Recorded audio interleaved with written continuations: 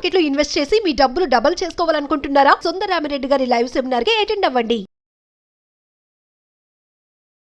Hi viewers, India's largest digital media network Suman టీవీకి స్వాగతం. చాలా మంది చూస్తూ ఉంటాము, ఇంట్లో పేరెంట్స్ ని బట్టే పిల్లలు ఉంటారు. పేరెంట్స్ ఎంత అన్యోన్యంగా ఉంటే పిల్లల భవిష్యత్తు కూడా అంతే చక్కగా ఉంటుందండి. కొంతమంది చాలా మంది తాగి రావడం, పిల్లల ముందర భార్యని అంటే తల్లిని కొట్టడము, లేకపోతే అమ్మ నాన్న నరవడం, వాట్ ఎవర్ ఏదైనా పిల్లల ముందర ఎటువంటివి చేయకూడదు, దాని ప్రభావం పిల్లల మీద ఎడ్యుకేషన్ మీద ఎలా పడుతుంది అనేది ఒకసారి మధు గారిని అడిగి తెలుసుకుందాం. నమస్తే అండి.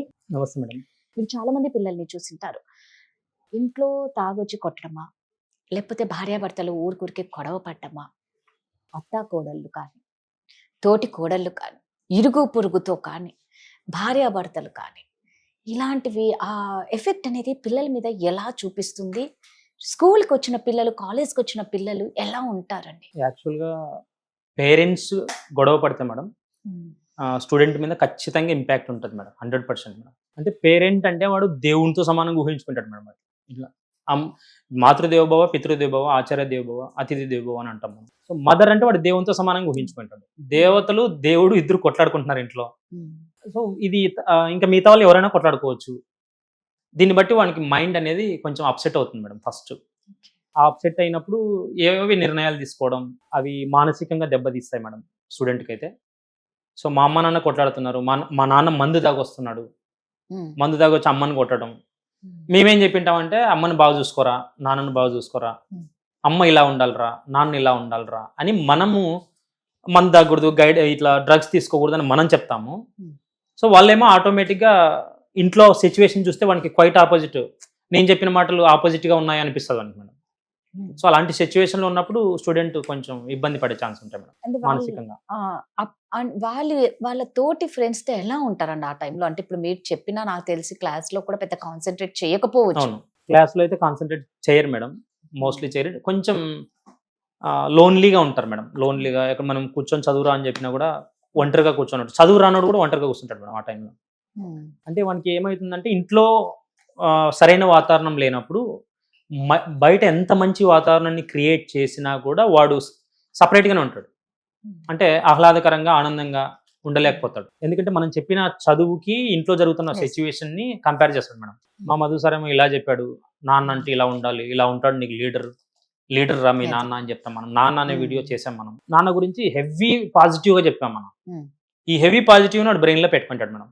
మా నాన్న అంటే హీరో, ఇలా ఉంటాడు, మా అమ్మ అంటే ఇలా ఉంటుంది. ఇప్పుడు నాన్న అమ్మని కొడుతుంటాడు తాగి. మా మధు సార్ చెప్పాడు ఆ రోజు మా నాన్న కొడుతున్నాడు అంటే ఇది చాలా తప్పు, మా నాన్న చాలా తప్పు అని 100% అనుకుంటాడు మేడం. లేదా అమ్మనే నాన్నని అరుస్తుంది, ఆ తల్లి తండ్రిని తిట్టడం అనేది బాగలేదు కదా అని వాడు నెగిటివ్గా ఆలోచిస్తాడు మేడం.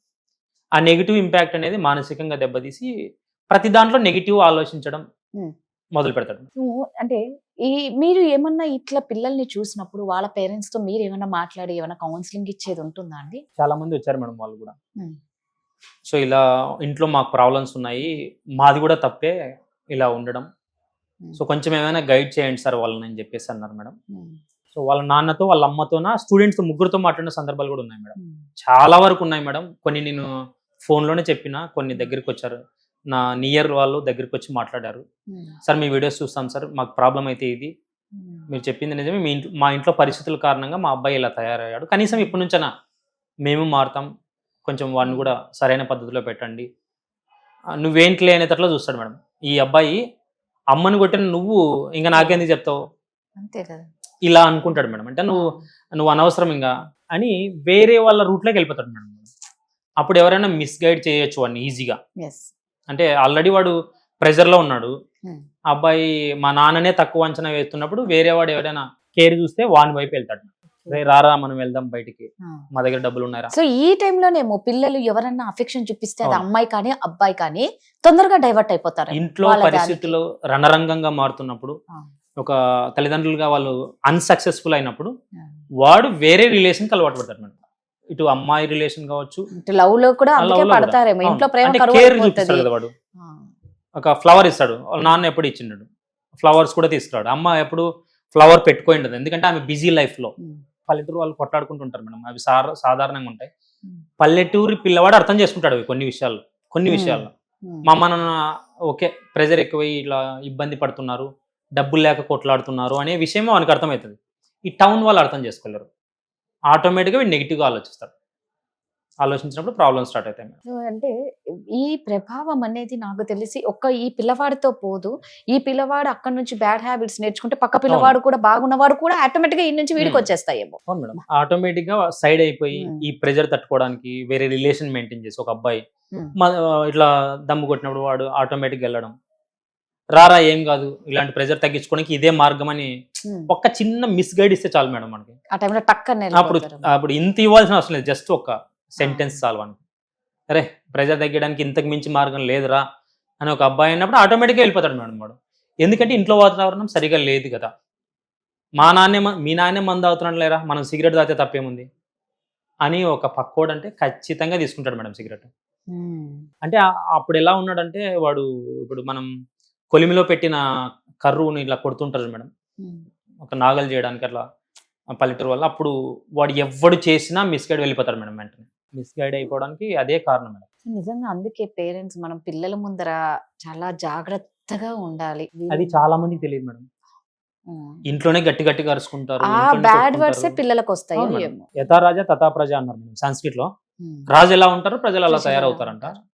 లీడర్ అనేవాడు కొంచెం గొడవలు అనేవి అందరి ఇళ్లలో ఉంటాయి, పర్సనల్ గా. అంటే వాళ్ళు లేనప్పుడు కూల్ గా మాట్లాడడం, గొడవ పడ్డారు ఇద్దరు అయినప్పటికీ కూడా వాళ్ళ దగ్గర కనీసం యాక్షన్ చేయడం అని నేర్చుకోవాలి మేడం. రారా బాబు మావి మామూలే, చిన్న చిన్నగా అరుచుకుంటాం, అది మామూలే, మీరు మాత్రం బాగుండాలి అని చెప్పేసి వాళ్ళతో కలిసి మాట్లాడాలి. మరి గొడవ పడినా కూడా దాన్ని మేనేజ్ చేయడం కొంతమంది నేర్చుకున్నారు, కొంతమందికి రాదు మేడం. నిజంగా గొడవలు పడ్డం అనేది ప్రతి ఇంట్లో సహజం అండి. దాన్ని కనీసం ఆ టైంలో యాక్టింగ్ అన్నా చేయాలి మీరు చెప్పినట్లు. పేరెంట్ సర్లేరా అమ్మతో ఊరికెళ్ళా సరదాగా మాట్లాడా, ఇవి మామూలే, నాకు కొంచెం కోపం వచ్చి అట్లా తిట్టాను, మీ మీద అయితే నాకు అలాంటి ఉద్దేశమే లేదు, మీరు దగ్గరికి రండి, మీతో ఎప్పుడు నేను బాగానే ఉంటా అని కనీసం పేరెంట్ మౌల్డ్ చేసే అవకాశం అన్నా తీసుకోవాలి మేడం. తీసుకోవాలి. రైట్, సూపర్ అండి. నిజంగా ప్రతి దానికి ఒకటే అండి మనం గుర్తుపెట్టుకోవాలి, పేరెంట్స్ బాధ్యత అనేది చాలా ఇక్కడ ఇంపార్టెంట్ రోల్ ఎవరు అంటే పేరెంట్సే, తర్వాతే ఎవరైనా అన్నమాట. సో వాళ్ళని మనం చక్కగా చూసుకొని వాళ్ళ ముందర ఏం చేయాలి ఏం చేయకూడదు అనేది మనం ఖచ్చితంగా మైండ్లో పెట్టుకోవాలి. థ్యాంక్ యూ అండి. Okay madam.